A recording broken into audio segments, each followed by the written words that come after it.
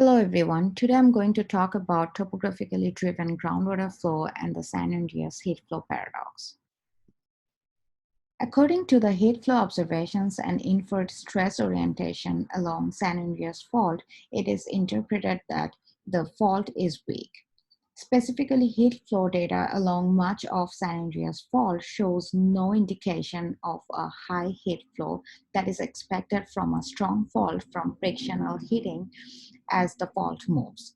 The stress orientations inferred from geological structures, earthquake focal mechanisms, and borehole breakouts have also been interpreted to indicate that the fault is weak.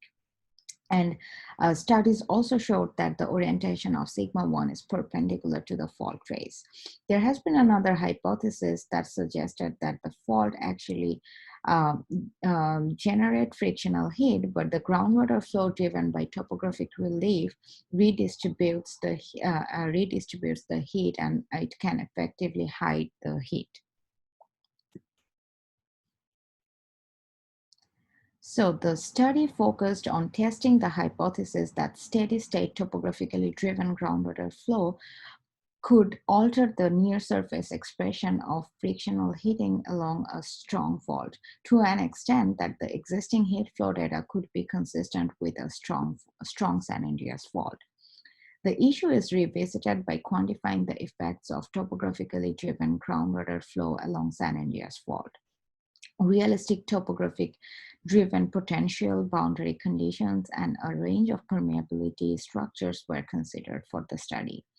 They used a two-dimensional numerical model of coupled groundwater flow and heat transport within a series of cross sections as shown in this figure perpendicular to the fault, which are shown by the solid lines in this figure here in Parkfield and Mojave region.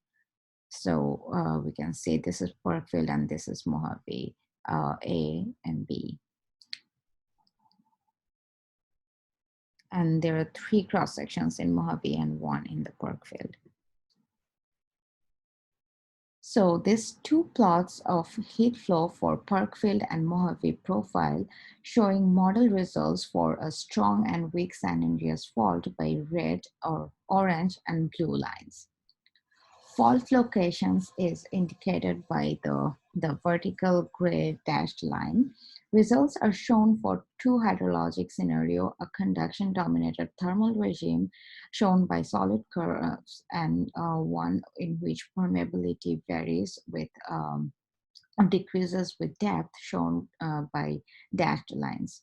It's clear that existing heat flow observations do not show significant difference between frictional heating from a strong versus a weak fault at the Parkfield, but it is inconsistent on a strong fault in the Mojave region, as we can see here in the figure B.